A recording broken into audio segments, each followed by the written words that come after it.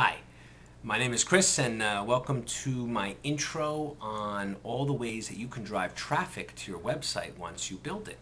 It's a quick intro and it just basically is going to explain the three major ways that people use to drive traffic and what they are and a little bit about each of them. There are certainly over, I think it is now, 12 million probably products on each one of these categories, except for the third because it's a little bit newer. So let's go over those three.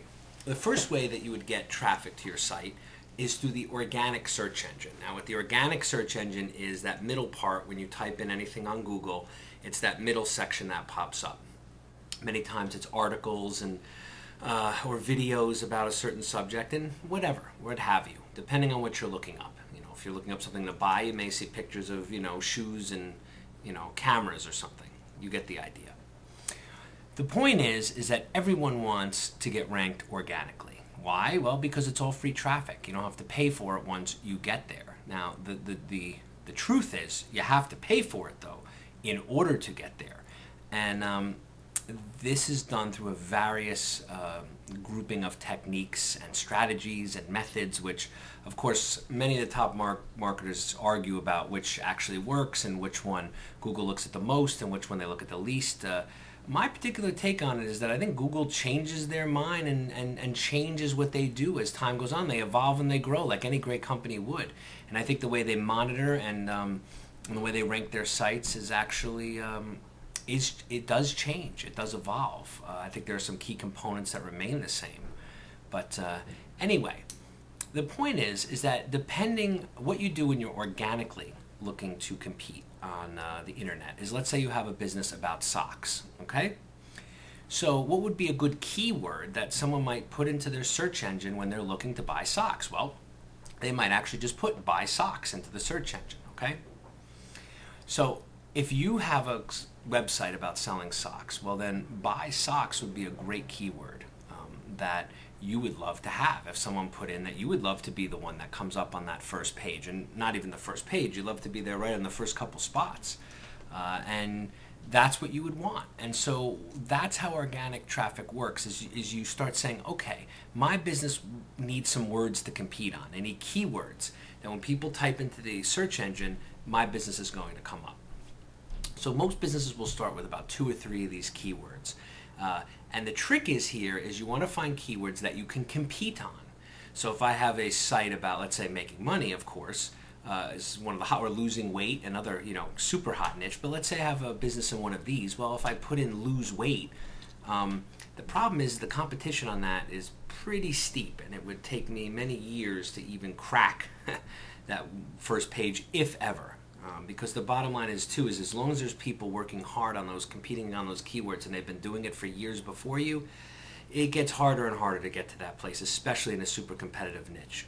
Okay, so that's the trick, is there's a little bit of an art to it. You want to find keywords that people are searching for, but that the competition is not so high. So what I've decided to do too, what you're going to find is you're going to find videos on each one of these subjects more in depth, and we'll get into then how you do this, how you find keywords that are a little less competitive but have larger search volume. It's also about going outside sometimes the exact keywords about buy socks, need socks, get socks, and looking at a broader picture, men's undergarments or men's underwear, or, and getting into these ways. So you just have to start getting creative as well on what to compete on.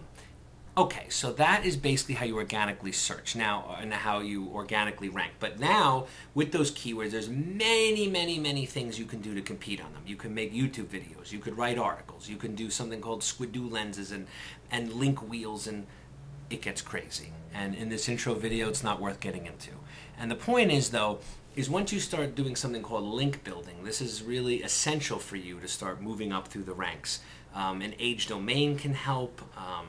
The IC count can help, the backlink domains, all these things, whether your actual domain is in the title, would matter. And all these things, like I said, they can change. Some people say they never change. Some people say they change sometimes, and some people swear by domain names. Some people swear by backlinks. But in the end, if you want your site ever seen, you're going to have to start creating backlinks, and there's many ways to do that. Like I said, with videos, with slideshows, with Web 2.0 properties.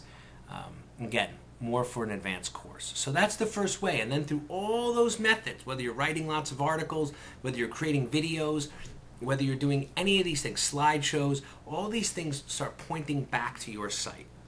And this is how traffic starts to come. And this is how Google says, oh, this site means something. This site actually has some value.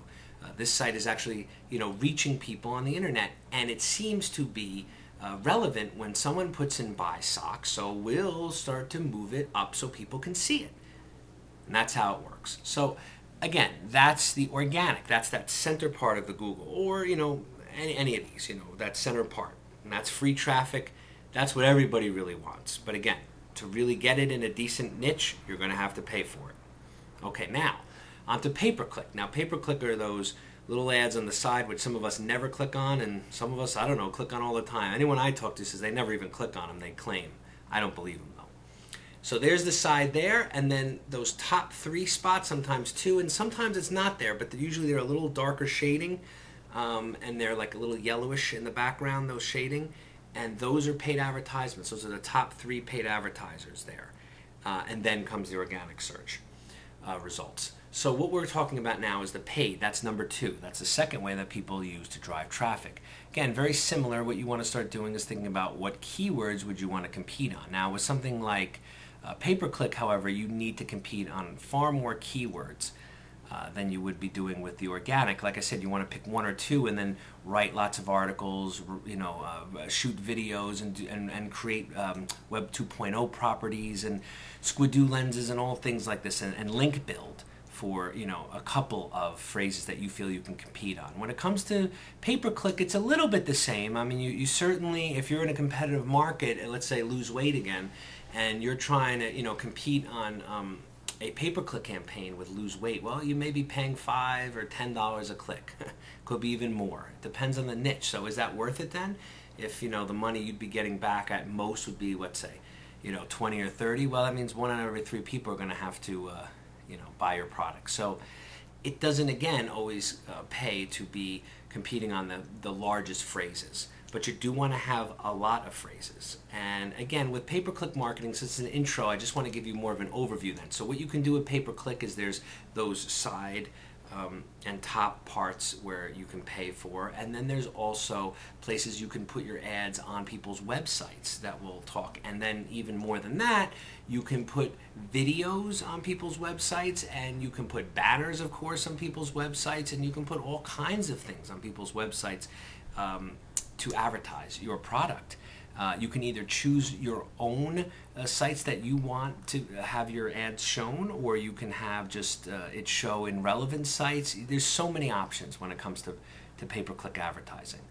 Some of the other pay-per-click advertisings are things like, well, it gets too complicated. We have things like media buys, all kinds of stuff like that. But really, sticking just with pay-per-click advertising, there's also the PPV, which is the pay-per-view advertising, which that is more where there are certain people who have contracts where to play free games and all this, they allow ads to be shown on their computers at times. So you can bid on those, and every time someone puts something in their search engine, and your product just kind of pops right down on an ad. Can be very effective.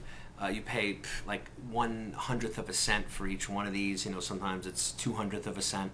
But the idea is because you're paying every time it's seen, not every time someone interacts with it. So pay-per-click means every time someone actually clicks on your ad, and pay-per-view means every time it's actually viewed. And it's used more in contextual advertising, where you just want your ad to start being seen by people searching for that particular phrase. Also, pay-per-view can work. It can work to your advantage in your pay-per-click ads. You can choose the pay-per-view option now, or pay-per-impression rather option. And what that does, it's the same thing as pay-per-view. It's pay-per-impressions. Every time it's impressed, every time the ad is shown, you're paying money. Now, the only way that works is sometimes I've had certain offers where my margin is very small, where I'd only be making $1.50 to $2 per conversion, and it's costing me, let's say, 30 cents. So I would never usually run that, especially nowadays that I know, but I would never run a campaign like that. But